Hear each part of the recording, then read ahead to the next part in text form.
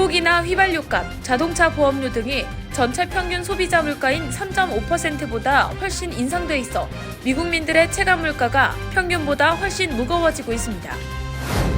조 바이든 대통령이 중국산 철강과 알루미늄 제품에 적용되는 관세를 3배로 올리라고 지시했습니다. 중국의 반발은 필연적이라 미중 무역 갈등이 격화될 것으로 보입니다. 오늘 MTA가 맨해튼 교통 혼잡세 징수에 돌입하면 세수의 일부를 뉴저지와 나눌 것이라고 발표한 가운데 뉴욕주 의회 내부적으로는 제도의 폐기 움직임이 일고 있는 상황입니다. 뉴욕시경이 시민들의 삶의 질 문제를 개선하기 위해 무작위 불법 노점상 단속에 집중했습니다. 법무부가 지난주 불법적으로 코로나 팬데믹 지원 예산을 수령한 3,500여 명을 기소하고 14억 달러를 회수했습니다. 뉴욕시가 가정폭력 피해자들의 회복을 돕기 위해 주택 지원 파일럿 프로그램인 프로젝트 홈을 론칭해 1년간 진행합니다. 어제 오후 흑인 망명 신청자 수백 명이 삶의 질 개선을 원한다며 뉴욕시청 앞에 집결해 집회를 이어갔습니다.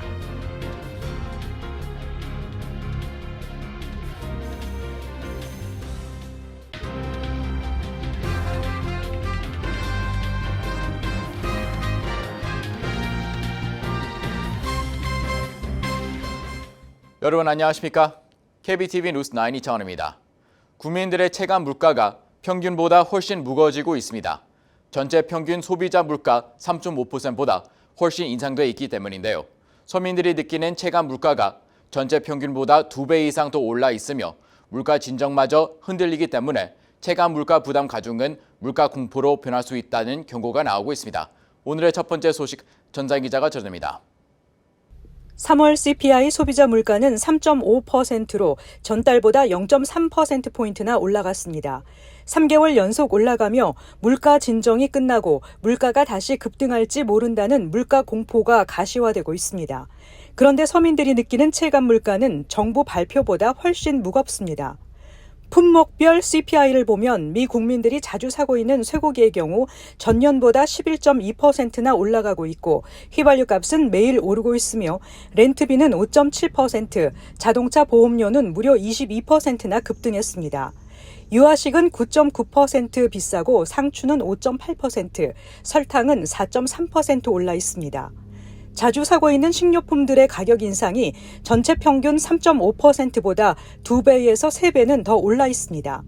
소비자 물가의 3분의 1이나 차지하고 있는 주택 몰개지 상환이나 렌트비 등 주거비도 급등한 후에 좀처럼 내리지 않아 시민들의 어깨를 무겁게 하고 있습니다. 3월의 렌트비는 전년보다 5.7% 올라 전체 평균 3.5%를 크게 웃돌고 있습니다. 휘발유 값은 전년보다 1.3% 오른 수준이지만 최근 들어 중동 정세의 악화로 연일 오르고 있으며 소비자 물가 가운데 자동차 보험료가 가장 오랫동안 연속으로 인상되고 있습니다. 정부가 발표하는 물가지수에서 진정세로 나올 때에도 느끼기 어려웠던 체감 물가는 물가 진정이 다시 흔들리면서 훨씬 무거워지고 있는 것으로 보입니다. KBTV 뉴스 전상입니다. 조 바이든 대통령이 중국산 철강과 알루미늄 제품에 적용되는 관세를 3배로 올리라고 지시했습니다. 현재 평균 관세는 7.5%지만 바이든 대통령은 25%까지 올리라는 것입니다. 중국의 반발은 필연적이라 미중 무역 갈등이 격화될 것으로 보입니다. 자세한 소식 방복형 기자가 전해드립니다.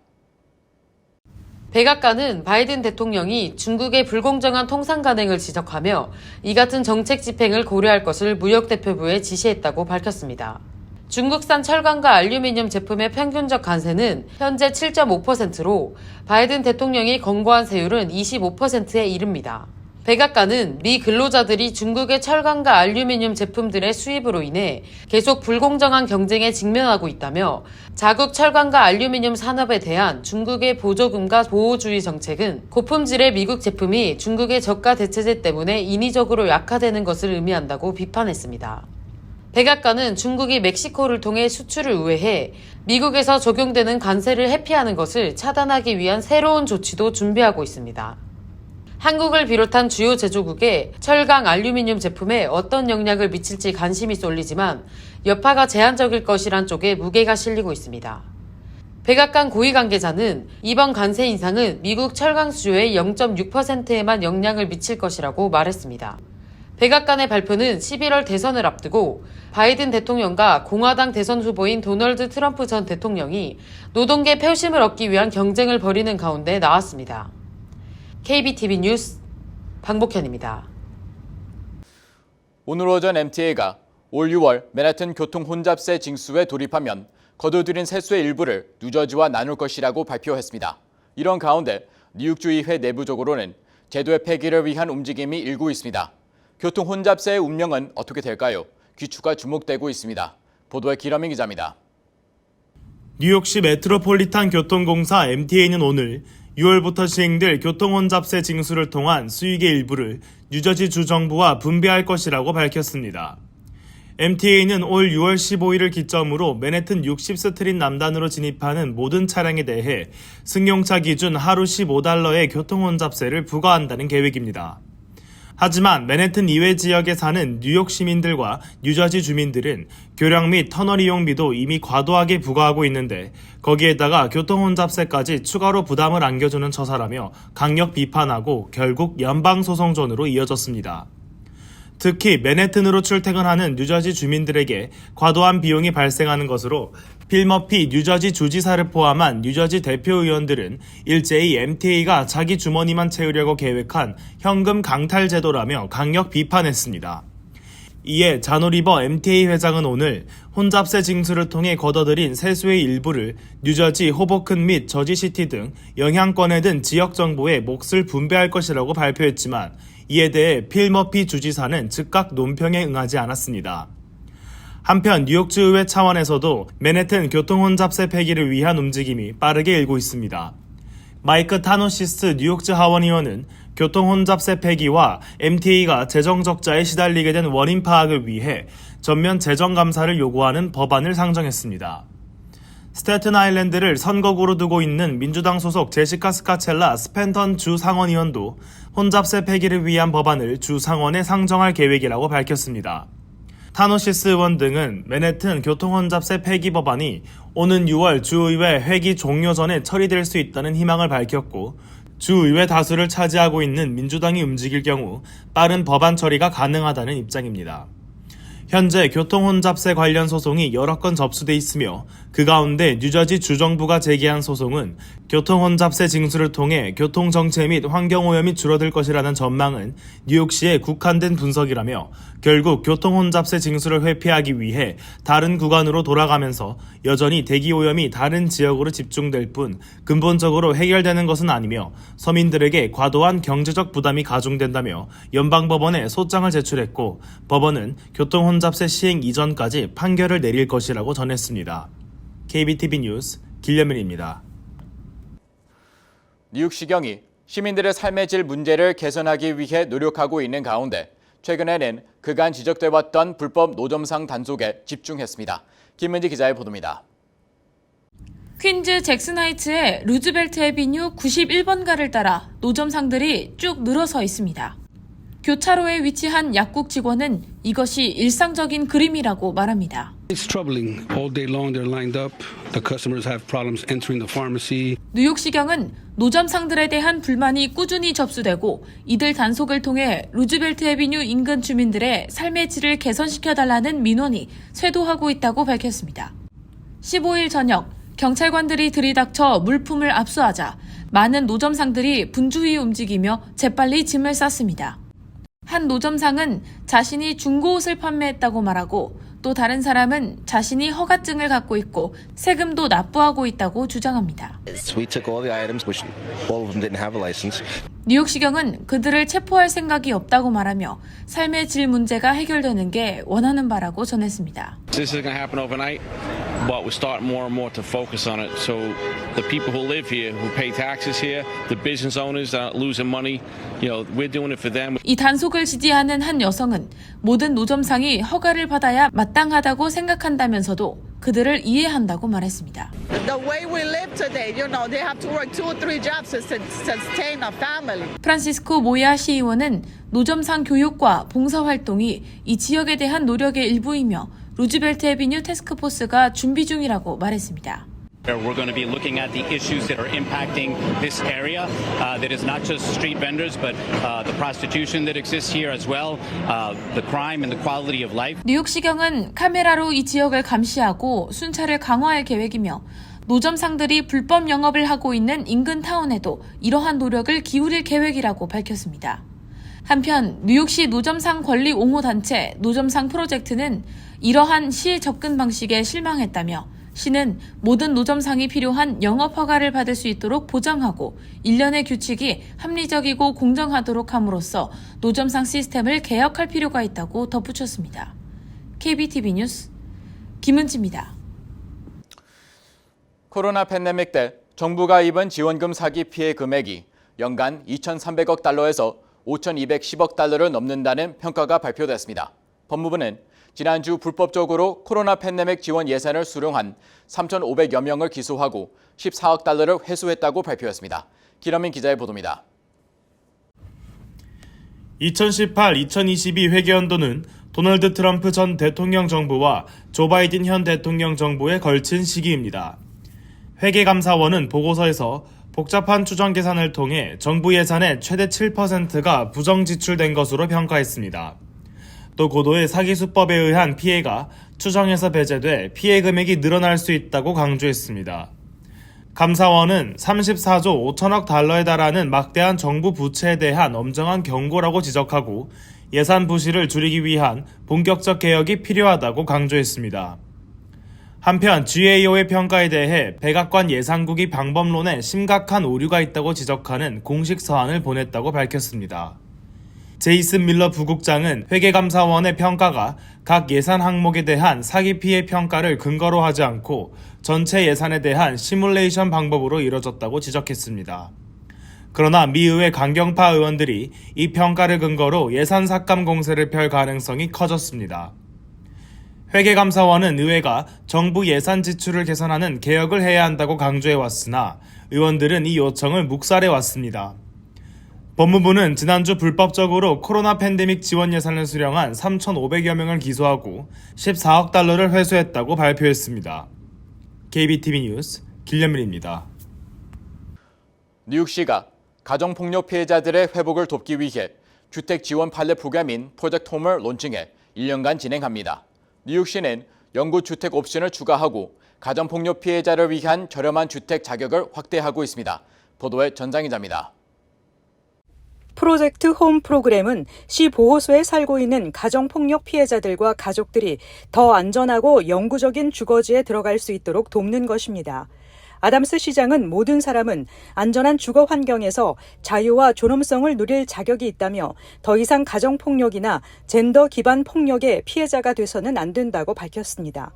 아담스 시장은 이 프로그램이 가정폭력 피해자와 그 자녀들에게 신속한 주택 지원을 제공할 것이라고 말했습니다. 시는 또한 더 많은 영구주택 옵션을 추가하고 더 많은 주택에 직접 신청할 수 있도록 함으로써 가정폭력 피해자를 위한 저렴한 주택 자격을 확대하고 있습니다. 시 관계자에 따르면 2023년에 24만 5천 건의 가정폭력 신고가 뉴욕시경에 접수됐는데 이는 하루 평균 700건에 달하는 수치입니다. 프로젝트 홈과 다른 주택 옵션이 가정폭력 생존자들에게 생명줄과 같은 역할을 하고 안전한 환경과 미래로 가는 문을 열어준다고 말합니다. 뉴 데스티니 하우징의 니콜 브랑카 대표이사는 NYPD는 2분마다 가정폭력 신고를 받고 있다며 이 신고를 하는 데는 엄청난 용기가 필요하며 학대자를 떠나는 데 더 큰 용기가 필요하다고 말했습니다.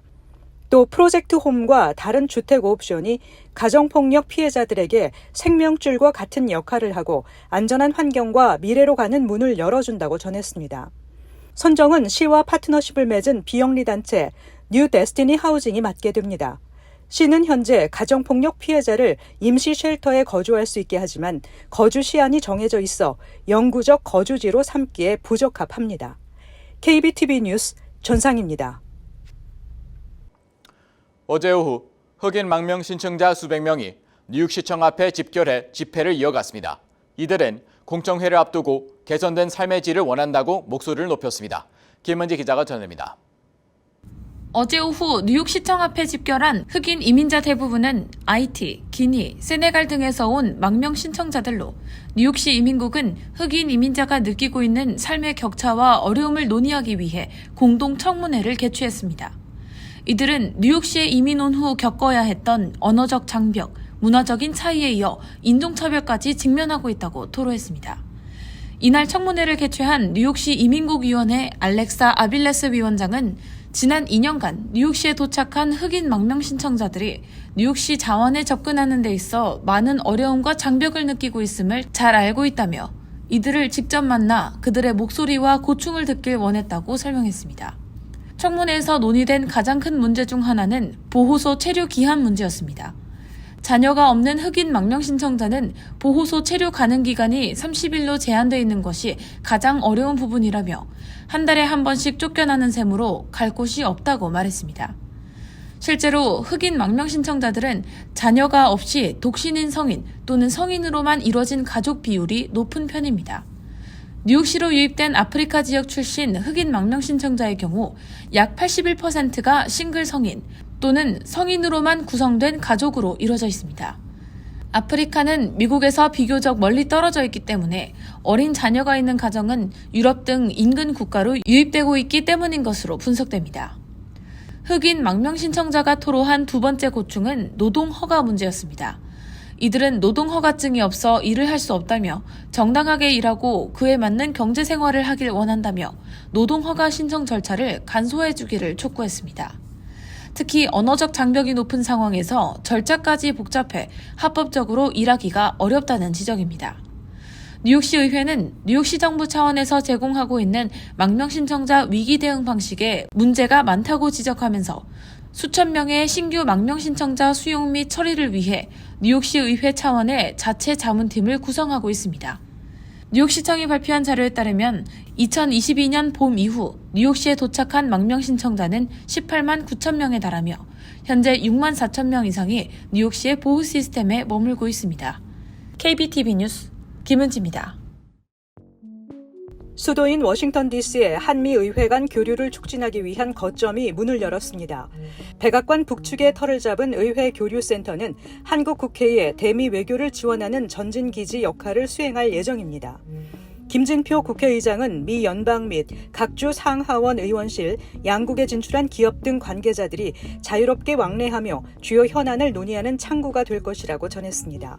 한국은 올해 5월 한미의원연맹이 출범할 예정인데 의회 교류센터를 지렛대 삼아 경제 등 대미 현안에 신속한 대응이 가능해질 것으로 기대하고 있습니다. 115개국 220개 투표소에서 진행된 제22대 대한민국 국회의원 재외선거에서 유권자들은 조국 혁신당에 가장 많은 표를 던진 것으로 나타났습니다. 중앙선거관리위원회에 따르면 재외선거 등록 유권자는 14만 7,989명으로 이 가운데 기권표를 제외한 9만 2,905명이 실제 투표에 참여했습니다.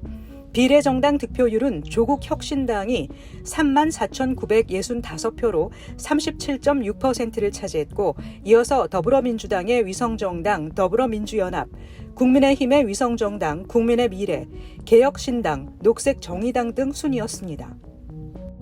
메트로폴리탄 교통공사가 장애인 등의 보조 교통 서비스인 액세서라이드에 전기차를 최초로 도입합니다. 시범 차량은 총 15대로 5개보로 전역에서 운행합니다. MTA는 이번 사업에 드는 비용은 약 300만 달러라고 전했습니다. 액세서라이드는 지난달 역대 최고 운행 횟수를 기록했습니다. 3월 8일에서 14일 예약 건수는 총 21만 3,512건으로 집계됐으며 13일에는 3만 6,469건으로 일일 예약 건수 중 가장 많았습니다. 액세서라이드 응답 대기 시간 역시 단축됐는데 올 1분기 기준 통화 응답 시간은 기존 50초에서 대폭 감소한 15초로 기록됐습니다. 대선을 앞두고 후원금 모금 경쟁에서 조 바이든 대통령이 현재 도널드 트럼프 전 대통령에게 앞서고 있는 것으로 나타났습니다. 연방 캠페인 자료를 자체 분석한 결과에 따르면 올해 1분기에 트럼프 캠프 측의 모금액은 바이든 대통령보다 7,500만 달러가 적었습니다. 바이든 측은 이 기간 동안 1억 6,500만 달러를 모았지만 트럼프 캠프의 모금액은 9천만 달러에도 미치지 못했습니다. 또한 바이든 대통령은 선거 운동 개시 이후 현재까지 3억 6,800만 달러를 확보했고 지난 3월 말 기준으로 보유액도 1억 4,600만 달러에 달했습니다. 반면 트럼프 측의 선거자금 보유액은 6,500만 달러에 불과합니다. 잠시 후 커뮤니티 브리핑을 전해드립니다.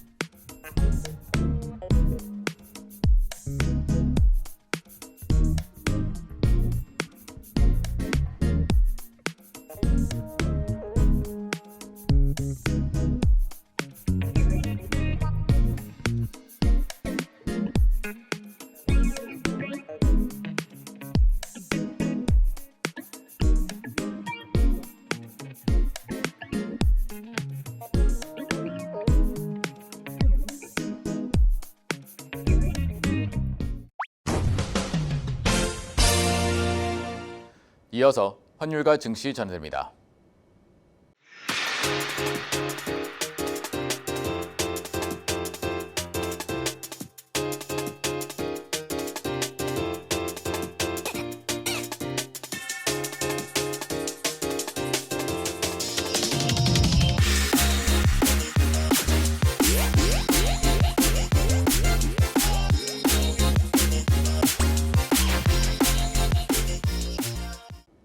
잠시 후 뉴욕과 뉴저지 날씨 전해드립니다.